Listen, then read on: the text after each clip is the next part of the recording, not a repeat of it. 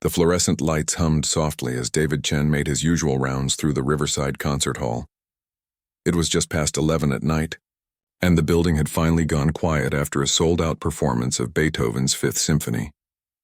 The last few staff members were packing up, their footsteps echoing through the marble hallways. David had been working the night shift here for almost 3 years now.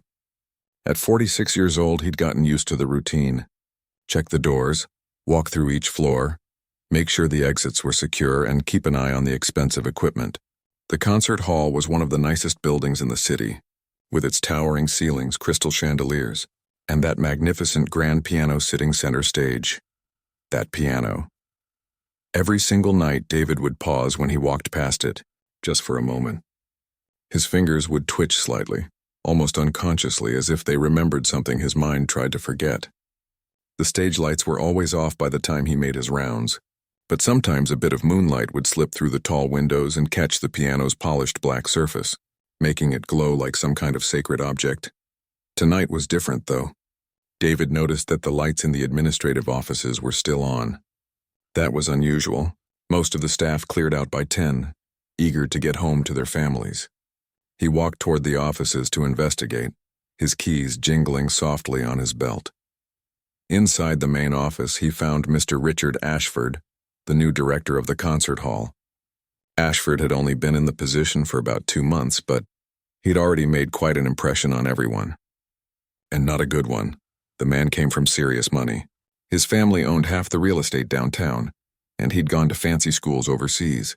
He wore suits that probably cost more than David made in a month, and he had this way of looking at people like he was doing them a favor just by acknowledging their existence.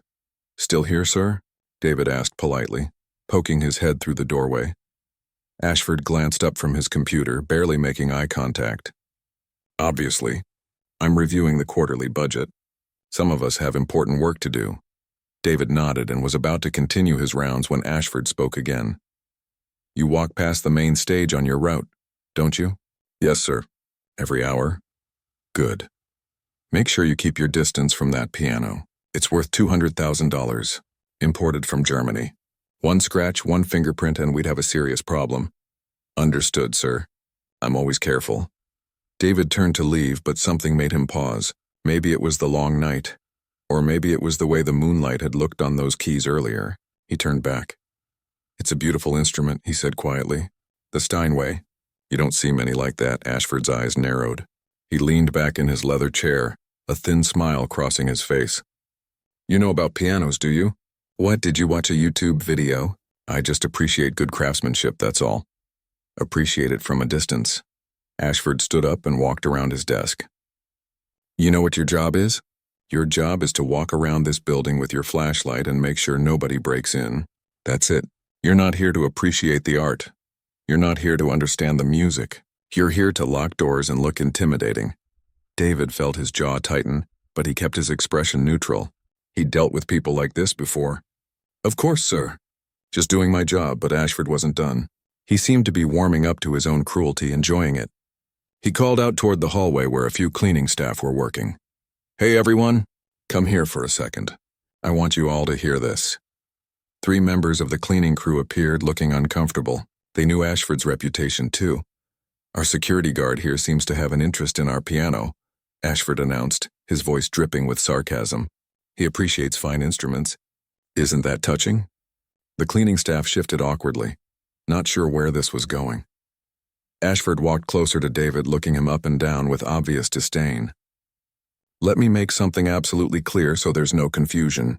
That piano is not a toy. It's not for people like you to daydream about. Professional musicians play that instrument. People who trained for years. People who actually matter in this world." David's hands clenched into fists at his sides, but he forced them to relax. He needed this job. His daughter was in college, and the tuition wasn't going to pay itself. "I understand, sir." "Do you?" Ashford's smile grew wider. "Because I saw the way you were looking at it last week. Like some kid pressing his nose against a toy store window. It was pathetic, honestly."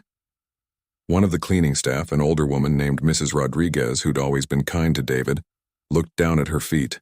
She seemed genuinely pained by what was happening. Ashford raised his voice, making sure everyone could hear him clearly. "So let me make this simple enough for everyone to understand. If he plays that piano, I'll fire him on the spot. The words hung in the air like poison. Actually, forget that, Ashford continued, clearly enjoying himself now. If I even see him touch it, if I see him get within 5 feet of it outside of his normal security rounds, he's done. Finished. I'll make sure he never works in this city again. David stood perfectly still. Years of practice had taught him how to keep his emotions locked away, how to survive moments like this. He thought about his daughter, about her excited phone calls telling him about her classes. He thought about the rent that was due next week. He thought about everything he'd already sacrificed. Crystal clear, sir, David said quietly. Will that be all? Ashford waved his hand dismissively. Get back to work, all of you. The cleaning staff scattered quickly, eager to escape the uncomfortable scene. David turned and walked away, his footsteps measured and steady even though his heart was pounding. As he walked through the darkened concert hall, past the rows of velvet seats and up toward the stage, he could feel the weight of Ashford's words pressing down on him. But there was something else too. Something stirring inside him that he'd tried to bury for a very long time. When he reached the stage, he stopped. The piano sat there in the darkness, patient and silent. David stood at the edge of the stage, a good 10 feet away from it, technically following Ashford's rules. But his eyes were fixed on those keys. His fingers moved slightly at his sides, pressing invisible notes in the air. Even after all these years, they remembered. Every scale, every chord, every piece he'd once known by heart. They remembered it all. A single tear rolled down David's cheek, but he quickly wiped it away. He couldn't afford to think about what used to be. That life was gone. He'd made his choice 20 years ago, and it had been the right choice. The only choice. But standing there in the darkness, with Ashford's cruel laughter still echoing in his mind, David felt something crack inside him. Something that had been sealed away for 2 decades. It was a dangerous feeling, the kind that made people do reckless things. He took a deep breath and continued his rounds, leaving the piano behind in the shadows. But for the first time in years, David Chen began to wonder if staying silent was really worth it anymore. 22 years earlier, life had looked completely different for David Chen. Back then, he wasn't walking through empty concert halls with a flashlight and a ring of keys. He was sitting at a piano bench in one of the most prestigious music schools in the country, his fingers flying across the keys while professors stood in the back of the room with their arms crossed, nodding in approval. The Anderson Music Academy had accepted only 30 students that year out of nearly 2,000 applicants. David had been one of them. At 24 years old, he'd already won 3 regional competitions and performed with 2 different symphony orchestras. His teachers used words like prodigy and exceptional. They told him he'd be performing at Carnegie Hall before he turned 30. David had discovered the piano almost by accident when he was 7 years old. His elementary school had an old upright piano in the corner of the music room, and one day during recess, instead of going outside, he'd wandered over to it. The music teacher, Mr. Patterson, had found him there an hour later, picking out melodies by ear. Mr. Patterson had called his mother that evening. "Your son has something special," he'd said. "Real special. You need to get him lessons." But lessons cost money, and David's mother was raising 2 kids on her own. She worked as a nurse at the county hospital, pulling double shifts whenever she could. His little sister Jenny was only 4 years old then, and money was always tight. Mr. Patterson had offered to teach David for free. Every Tuesday and Thursday after school, David would stay late and learn. He absorbed everything like a sponge soaking up water. Within 6 months, he was playing pieces that took most students years to master. By high school, David had earned a full scholarship to a prestigious arts academy. By college, he'd won enough competition money to help his mother with bills. The piano had become his whole world. When he played, nothing else existed. Not the shabby apartment they lived in, not the kids at school who made fun of his secondhand clothes, not the worry that was always present in his mother's eyes. At the Anderson Academy, David's talent had truly flourished. He specialized in the romantic composers, Chopin and Rachmaninoff especially. There was something about their music that spoke to him, the way emotion and technique blended together. When he played Chopin's nocturnes, grown men would cry. His senior year was supposed to be his breakthrough. He'd been invited to perform at a major concert in Boston. Record label representatives would be there. It was the kind of opportunity that launched careers. But then Jenny got sick. It started with bruises that wouldn't heal.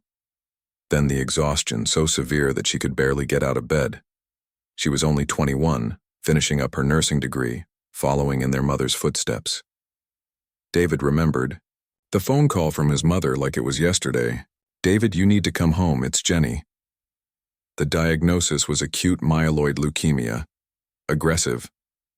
The doctor said she needed treatment immediately, and even then her chances weren't great. The medical bills started piling up almost instantly. Insurance covered some of it, but not nearly enough.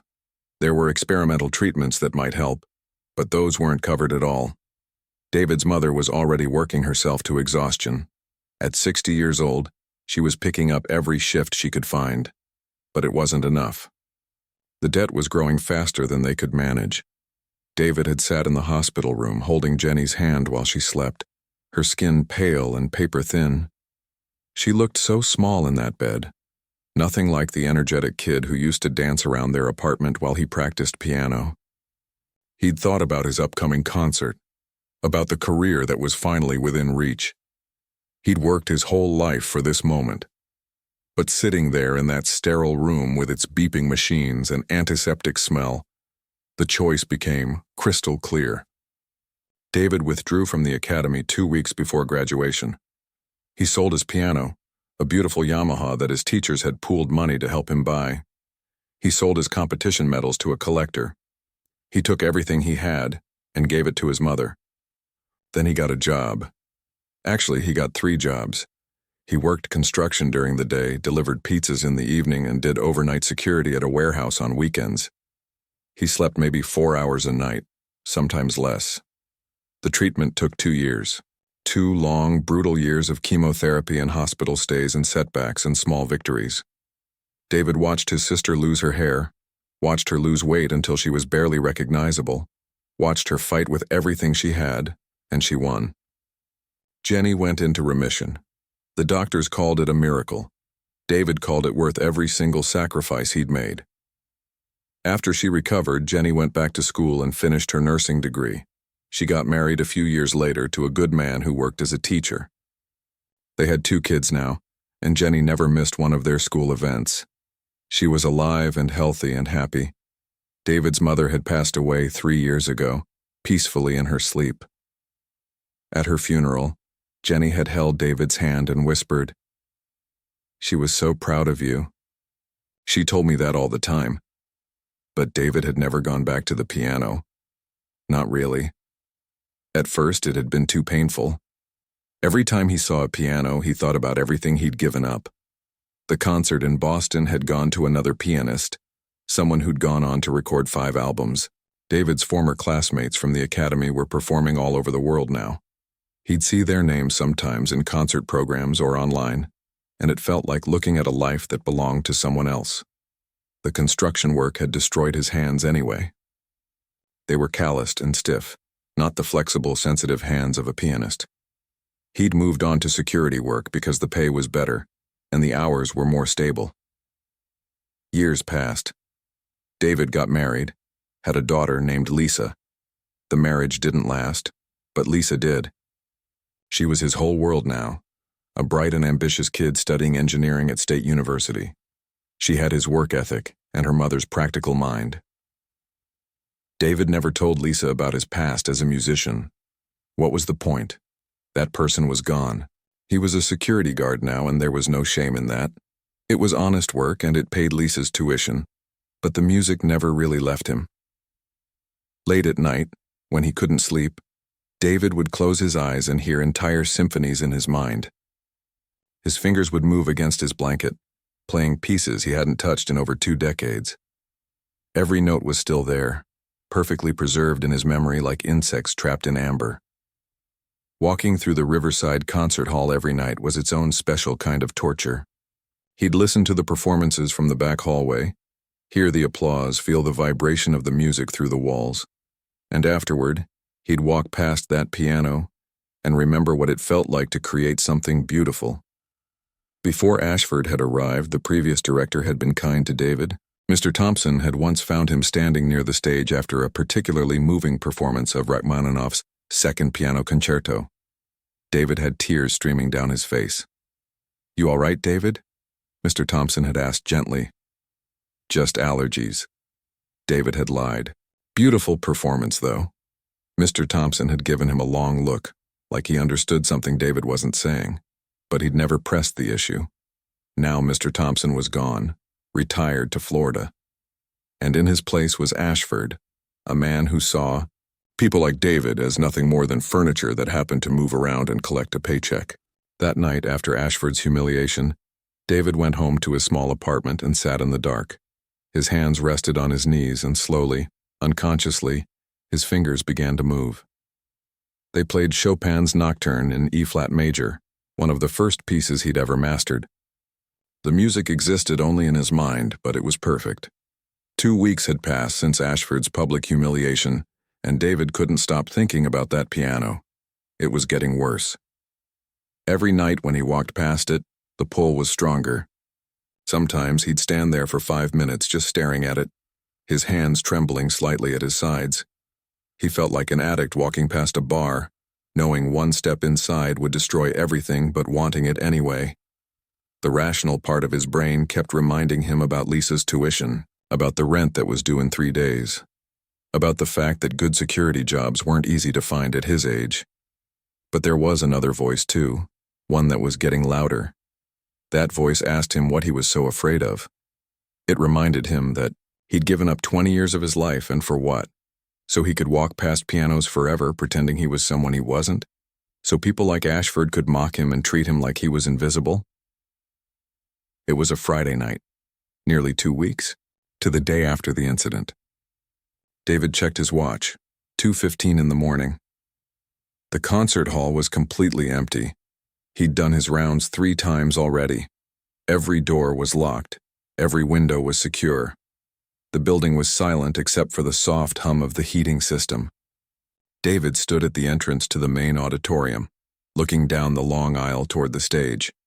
The emergency exit lights cast a dim red glow through the space, and there was just enough moonlight coming through the tall windows to see the outline of the piano.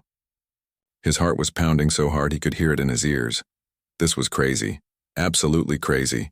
He could lose everything. But standing there in the darkness, David realized something. He'd already lost everything that mattered 20 years ago. What he had now was just survival, and he was tired of just surviving. He walked down the aisle slowly, his footsteps echoing in the empty hall. When he reached the stage, he climbed the steps on the side, his hands slightly shaky. The stage floor creaked a little under his weight. The piano sat there waiting, patient and magnificent. David approached it like you'd approach something sacred. His hand reached out and touched the polished surface, and it was cool and smooth under his fingertips. He pulled out the bench and sat down. The position felt strange at first. His body had changed over the years. He was heavier now and his back wasn't as straight as it used to be, but then muscle memory kicked in, and his posture adjusted automatically. David lifted the keyboard cover. The keys gleamed faintly in the low light, white and black, perfectly aligned. His hands hovered over them, and for just a moment he hesitated. What if he couldn't do it anymore? What if 20 years had erased everything he'd once known? What if his hands were too damaged from all those years of physical labor? But then his fingers touched the keys, and the first note sang out into the darkness. The sound was perfect, pure. It filled the entire concert hall, reaching every corner, every seat, every shadow. David's eyes closed, and he let his hands remember what his mind had been trying to forget. He started with Beethoven's Moonlight Sonata, the first movement. Slow and haunting and impossibly beautiful. His fingers moved across the keys like they were having a conversation with an old friend. Every note was exactly where it should be. Exactly when it should be there. The stiffness in his hands, the calluses, none of it mattered. The music flowed through him like it always had, like it had been waiting all this time for him to finally let it out. What David didn't know was that Ashford had recently installed a brand new security camera system throughout the entire building. Cameras that could see in low light. Cameras that fed directly to an app on his phone. Cameras that he could check anytime from anywhere. And Richard Ashford, sitting in his expensive downtown apartment at 2:30 in the morning, unable to sleep because he'd had too much coffee, had decided to scroll through the camera feeds, just to check on things, just to feel like he was in control of his domain. When the feed from the main auditorium popped up on his screen, Ashford sat up straight in his leather chair. There, clear as day in the night vision display, was David Chen, sitting at the $200,000 piano. Ashford's first instinct was rage. Pure white-hot anger. His finger hovered over the phone icon, ready to call David immediately and fire him on the spot. How dare he, after the warning, after being explicitly told what would happen. But then Ashford noticed something. He couldn't hear the audio through his phone at first because his volume was down. He turned it up. The music coming through his phone speaker was tinny and compressed, but even through that, even through a security camera's cheap microphone, something was undeniable. This wasn't someone messing around. This wasn't an amateur. This was something else entirely. Ashford set his phone down and walked to his home office. He had a better speaker system there. He pulled up the feed on his computer and turned the volume up high. The Moonlight Sonata filled his apartment, and Ashford found himself sinking slowly into his desk chair. His mouth hung open slightly. He'd heard this piece performed hundreds of times. He'd hired professional pianists to play it at the concert hall. But this was different. There was something in the way David played, an emotional depth that went beyond technical skill. Every note seemed to carry weight, like it meant something profound. You could hear pain in it, loss, but also something beautiful, something that had survived despite everything. On the screen, Ashford watched David's face. His eyes were closed and tears were streaming down his cheeks. His whole body swayed slightly with the music, completely lost in it.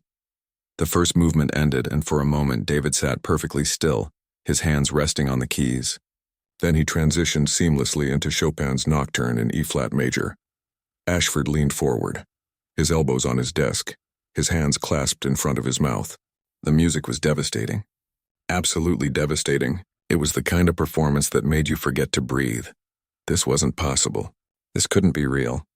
His security guard, the man he'd mocked 2 weeks ago, the man he'd threatened and humiliated in front of the cleaning staff, was playing like a concert master.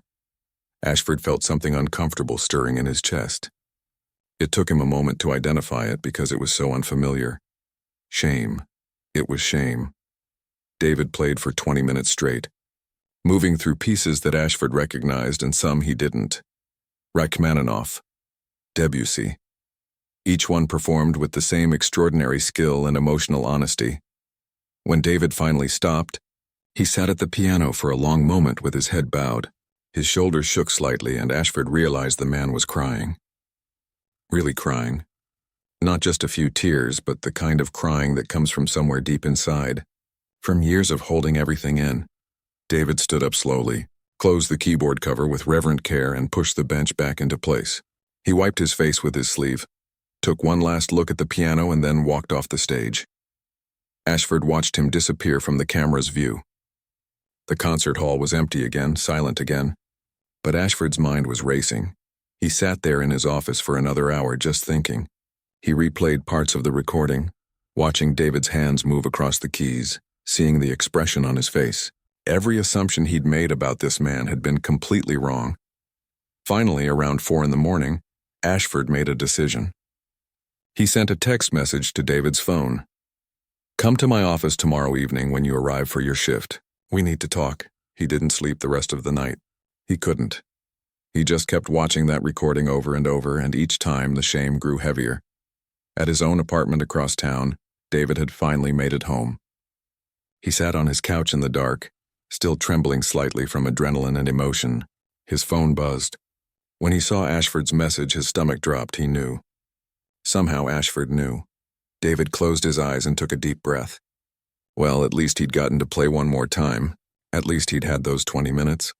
Whatever happened next, nobody could take that away from him. He'd touched the keys again. And for 20 minutes, he'd been himself again. David barely slept that day. He kept looking at his phone, reading Ashford's message over and over, trying to figure out what it meant. The tone was neutral, not angry, but that didn't mean anything. Rich people like Ashford knew how to hide their emotions when they wanted to. By the time evening came and David had to go to work, he'd already mentally prepared himself for unemployment. He'd checked his bank account. He had enough saved for maybe 2 months of rent if he was careful. Lisa's tuition payment was due in 3 weeks, but maybe he could talk to the financial aid office, work something out. The drive to the concert hall felt longer than usual. Every red light seemed to last forever. When he pulled into the parking lot at 6:45, 15 minutes before his shift started, his hands were gripping the steering wheel so tight his knuckles were white. He sat in his car for a few minutes just breathing. Through the windshield he could see the concert hall's tall windows glowing warm in the evening light. He'd spent 3 years walking those halls, keeping that building safe, and he was about to lose it all because he couldn't stay away from a piano. But even knowing that, even facing unemployment and all the stress that came with it, David couldn't bring himself to regret last night. Those 20 minutes had felt more real than anything he'd experienced in years. He got out of the car and walked toward the employee entrance. His legs felt heavy like he was walking through water. Inside, he clocked in and headed straight for Ashford's office. Better to get it over with quickly. The door was closed. David knocked twice. "Come in," Ashford's voice called from inside. David opened the door and stepped into the office. Ashford was sitting behind his desk, his expression unreadable. He wasn't wearing his usual expensive suit jacket, just a white shirt with the sleeves rolled up. Somehow that made him seem more human. "Close the door," Ashford said, "and sit down." David did as he was told, settling into the chair across from the desk. He kept his back straight, his hands folded in his lap. Whatever was coming, he'd take it with dignity. For a long moment, Ashford just looked at him, not with the usual contempt or dismissiveness, but with something else, something that looked almost like confusion. "I saw you," Ashford finally said. "Last night." "The security cameras," David nodded. "I know. I figured you did. I was going to fire you immediately. I had my phone in my hand ready to call you right then and there at 2:30 in the morning." "I understand. But then I actually listened." Ashford leaned back in his chair. "Where did you learn to play like that?" The question caught David off guard. He'd expected anger, maybe even yelling. He hadn't expected genuine curiosity. "The Anderson Music Academy," David said quietly. "I studied there for 3 years. Long time ago." Ashford's eyebrows went up. "Anderson? That's one of the best music schools in the country. You were a student there? Almost graduated." "Had to leave before I finished." "Why?" David hesitated. He'd never talked about this with anyone at work. It felt too personal, too painful. But what did he have to lose now? "My sister got sick," he said. "Leukemia. The medical bills were more than my family could handle. Someone had to work, and my mother was already working herself to death. So I left school and got a job. Actually, I got 3 jobs."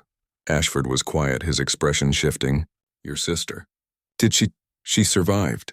She's a nurse now. Married with 2 kids. She's doing great. And you never went back? To the music?" David shook his head. "Couldn't afford to.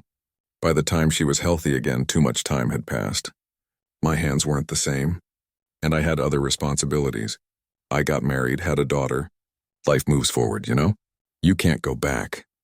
Ashford stood up and walked to the window, looking out at the concert hall's parking lot. The sun was setting, painting the sky in shades of orange and pink. "Last night," Ashford said without turning around, "I watched you play for 20 minutes. I've hired dozens of pianists over the past 2 years. Some of them charge $5,000 for a single performance.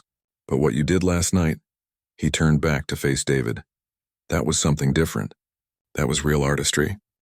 David didn't know what to say to that. "I need to tell you something," Ashford continued, walking back to his desk but not sitting down. "My grandfather built this concert hall. His name was Joseph Ashford. He came to this country with nothing. Literally nothing.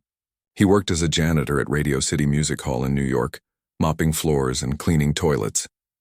David listened, surprised by this sudden confession. "He loved music more than anything," Ashford went on. "He couldn't afford to go to the performances, so he'd listen from the back hallways while he worked. He taught himself about music, about business, about everything. He saved every penny for 30 years, and then he came here and built this place." Ashford sat down heavily in his chair. "He died when I was 15, left everything to my father, who left everything to me. I never had to work for any of it. Never had to struggle. Never had to choose between my dreams and my family. It was all just handed to me. Sir, I don't understand why you're telling me this. Because 2 weeks ago I stood in this office and humiliated you in front of other people. I treated you like you were nothing, like you didn't matter. Ashford's voice was thick with emotion, and all I could think about was how my grandfather started exactly where you are. Working security, working maintenance, doing whatever it took, and he would have been disgusted by the way I treated you. David felt something loosen in his chest, something that had been tight for a very long time. I'm not going to fire you, Ashford said, but I need to ask you something and I need you to think about it carefully before you answer. Okay. We have a donor gala in 6 weeks. It's one of our biggest events of the year. The pianist we had scheduled just canceled because of a family emergency. We need someone to perform. 3 pieces, about 30 minutes total. The audience will be major donors, board members, people who keep this place running. David's heart started beating faster. I want you to do it, Ashford said. I want you to perform at that gala. Mr. Ashford, I can't. I haven't performed in front of an audience in over 20 years. I'd mess it up. I'd embarrass you in the concert hall. You wouldn't. I heard you last night. You're better than most professionals we hire. Ashford pulled out a contract from his desk drawer. This is what we were paying the other pianist. $12,000 for the performance plus another $3,000 for rehearsal time. $15,000 total. David stared at the paper Ashford slid across the desk.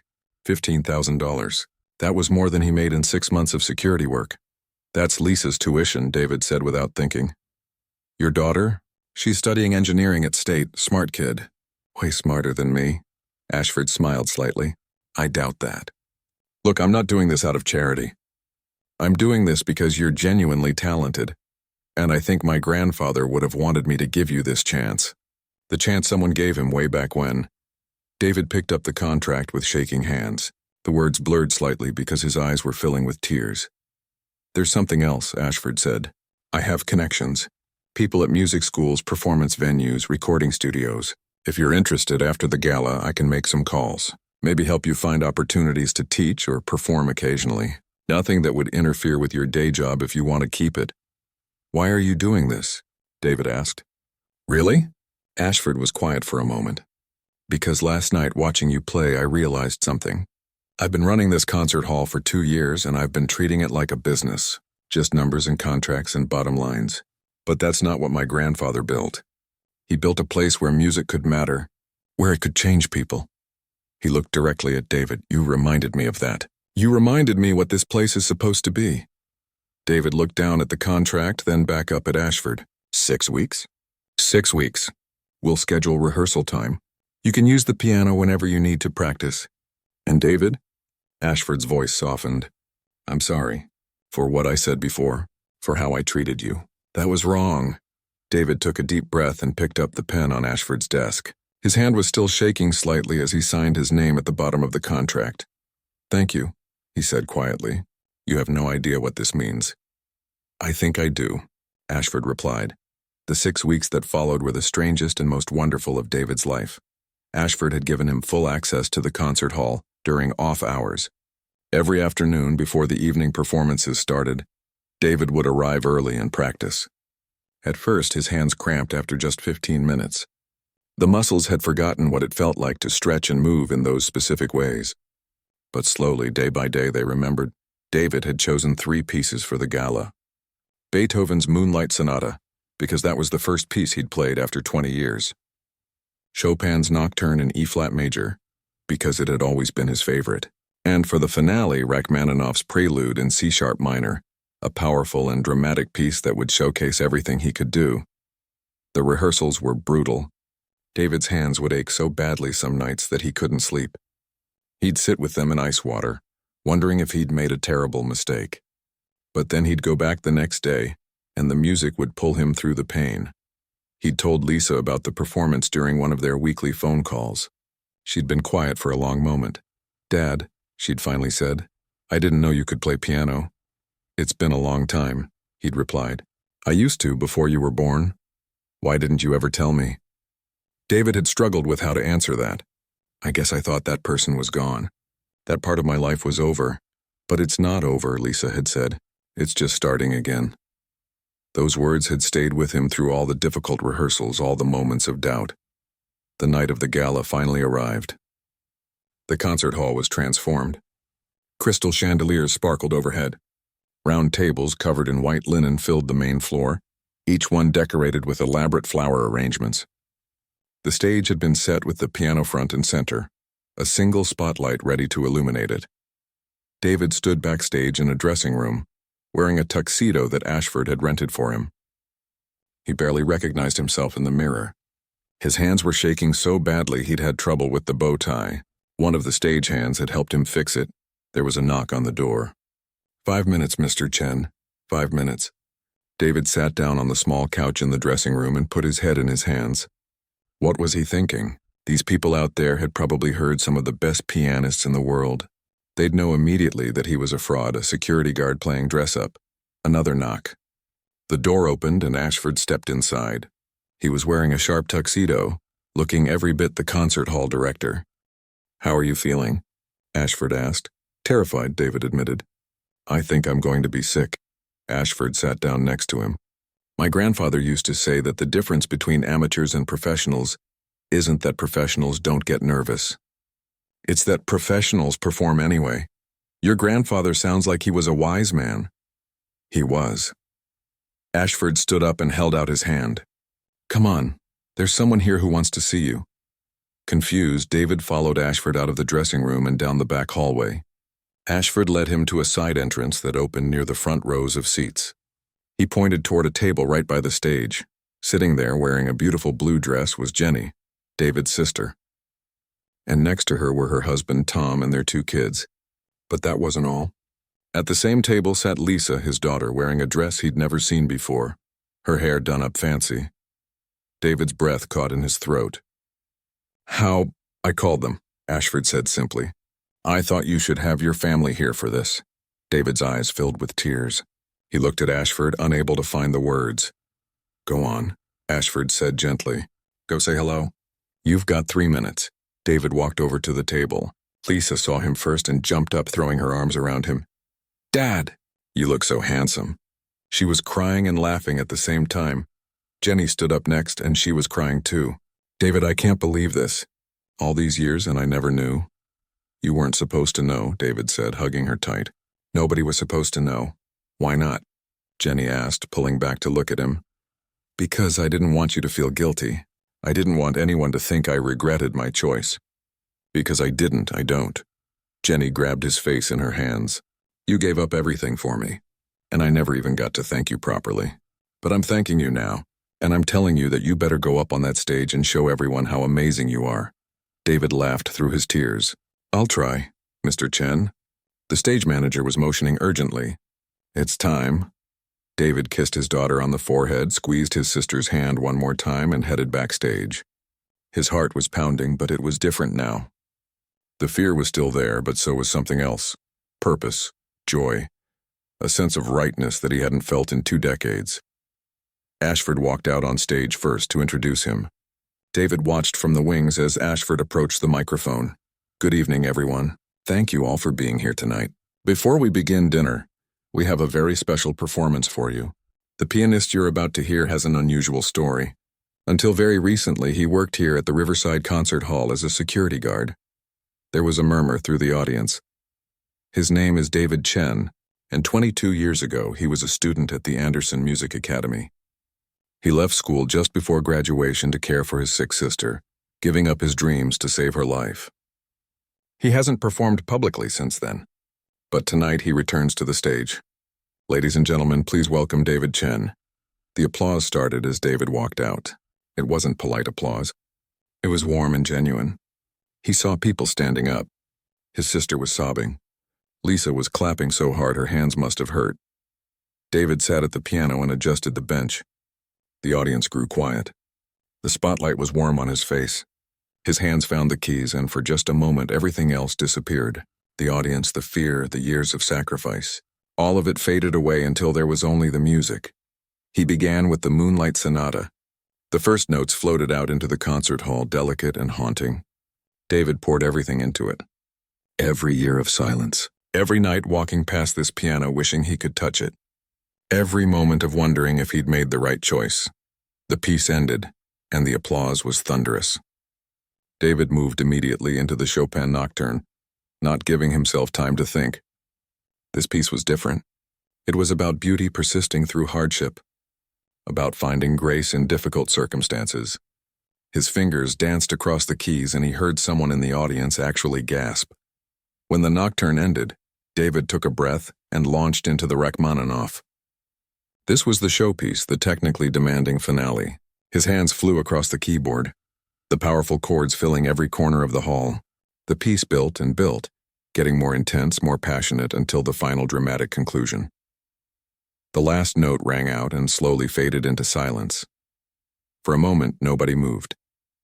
Then the entire audience erupted. Everyone was on their feet. The applause was deafening. David stood and bowed, and the applause got even louder. He looked toward his family's table. Lisa and Jenny were holding each other, both of them crying. Jenny was pointing at him and saying something to her kids, probably telling them about their uncle who she'd never stopped being grateful for. David bowed again, the applause continuing for what felt like forever. When he finally left the stage, his legs were shaking so badly he almost fell. Ashford was waiting in the wings with a huge smile. "That was extraordinary," Ashford said. "Absolutely extraordinary." Over the next hour, person after person came up to David to shake his hand. Board members, donors, other musicians who'd been in the audience. One woman, a professor at a local music college, pressed her business card into his hand. "Call me," she said. "We need piano teachers, and I think you'd be wonderful with students." As the evening wound down and guests started leaving, David found himself standing on the stage alone one more time. The spotlight was off now. The audience had gone home, but he could still feel the energy of what had happened here. Jenny and Lisa came to find him. "Ready to go, Dad?" Lisa asked. "Actually," David said, "I think I'm going to stay a little longer." If that's okay, they understood. They hugged him and left him there in the quiet concert hall. David sat at the piano one more time.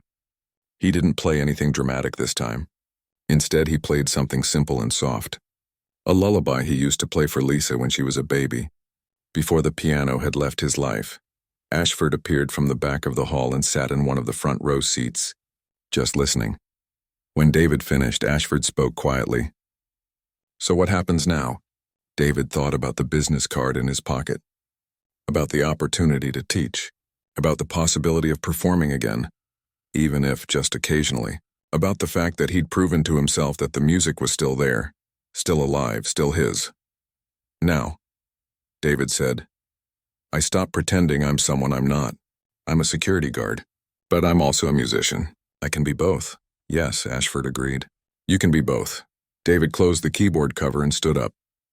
Tomorrow he'd come back to work his security shift. He'd walk these halls with his flashlight and his keys, but everything would be different. Because now everyone knew the truth, and the truth, it turned out, had set him free.